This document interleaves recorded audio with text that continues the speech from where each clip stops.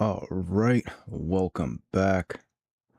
I'm gonna try to do this video as quickly as possible, but I don't know if that's gonna work. So, in this video, I wanted to talk about the maternal instinct, or actually the so-called maternal instinct, because I just don't believe that it exists. And then there's also the problem of giving women money. All right, so first we're gonna get a little bit into the reasons why I don't believe in the maternal instinct. It's a basic, I guess you could say, historical view or evolutionary view, however you want to look at it, that for the entire existence of mammals on Earth, except for the exception of laughing hyenas, the male of the species pursues the female. The male has all of the intense testosterone fueled drives, and women, they just don't have those drives, because why would they evolve those drives? Or why would they have historically adapted to have those drives when they are at higher risk during pregnancy? And so therefore, if you were to look at it from like a percentage point basis, even if there is, let's say, a 30% percentage point basis that women want to have kids, a men's percentage basis is like 80%, right? So the overwhelming majority of the drive to have kids has historically come from men. And before the creation of contraception and women in the workforce, women were basically thrust into the situation through nature, right? You could say they were forced to do it, but I mean, the whole concept of being forced to be alive and all this stuff is a whole nother metaphysical concept that we're not actually going to get into today because it's just too involved. So the drive just never existed in the first place. It never existed.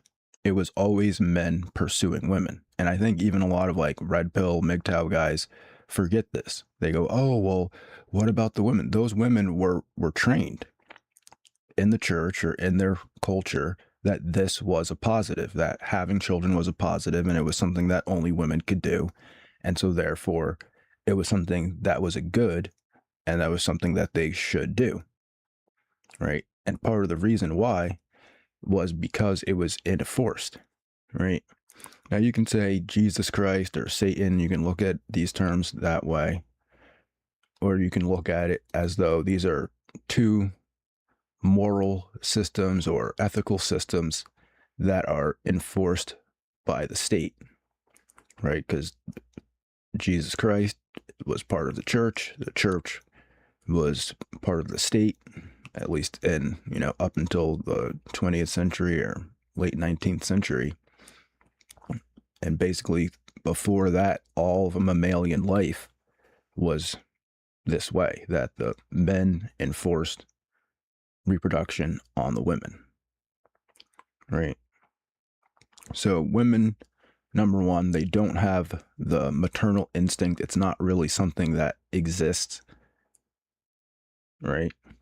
And now, granted, I think that younger women are experimental and they're interested in those type of things, but it seems, though, especially this whole women's sexual peak is like in their 40s, I think that's a lie too. That women don't get hornier as they get older. It's just, I mean, possibly when they're about to hit what's it called, menopause, they might get like a burst, because it's like a biological burst of like it's your last window to have children, and they might get a little hornier then. But for the most part, it's nowhere comparable to what men experience on a daily basis. Nowhere comparable.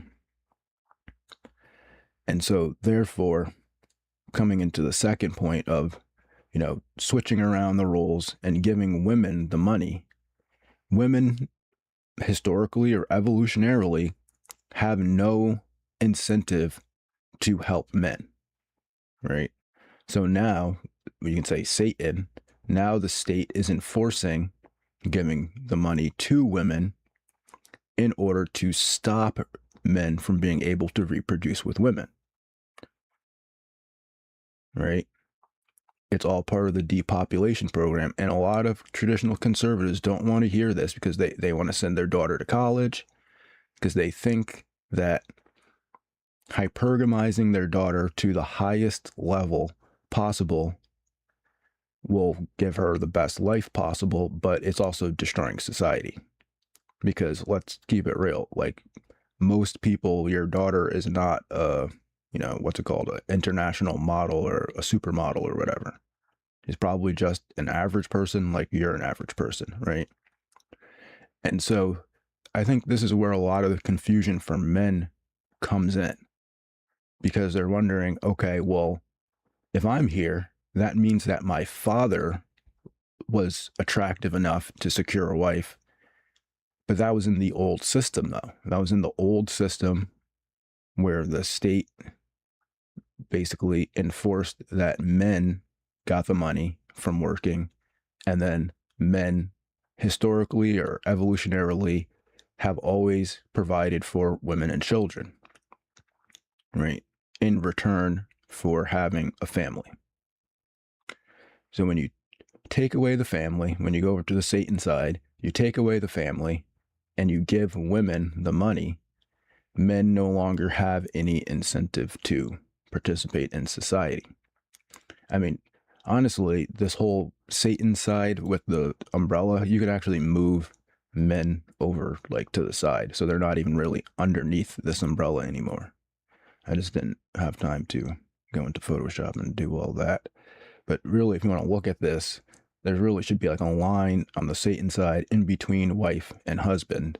And husband is now moved over to the side, and it's basically just Satan and the wife and the children.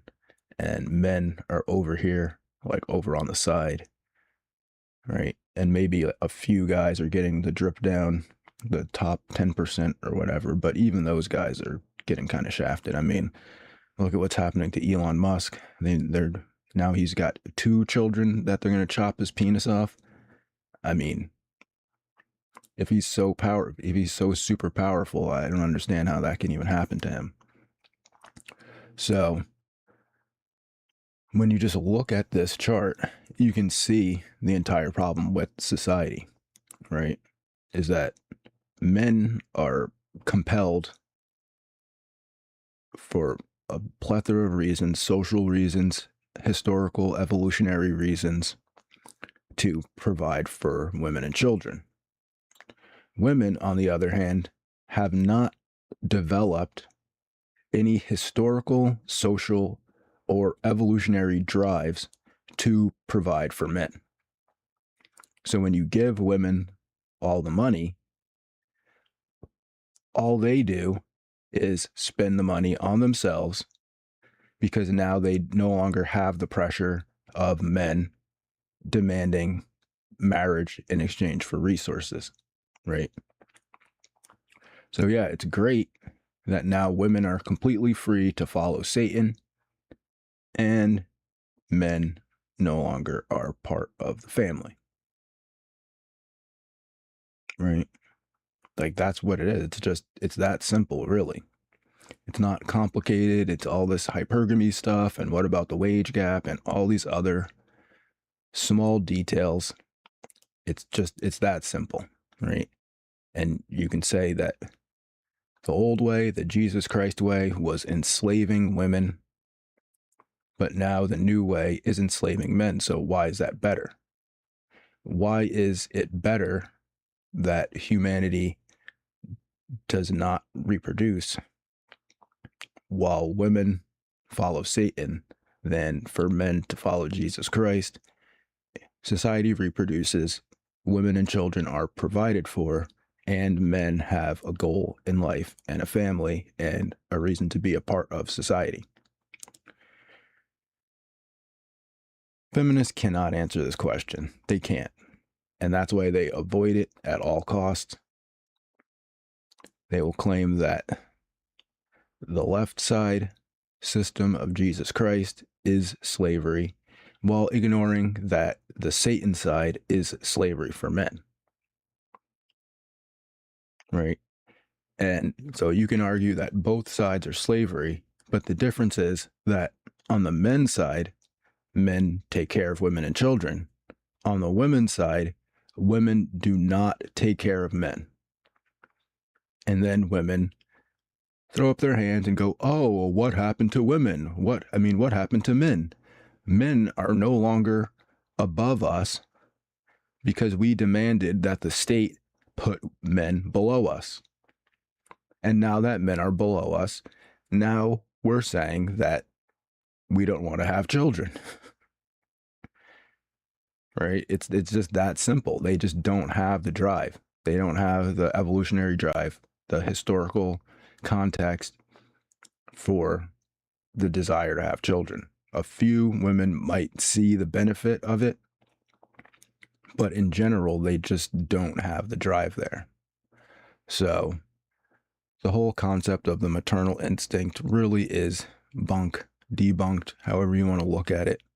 And trying to wonder where women's maternal instinct went is just kind of the wrong question.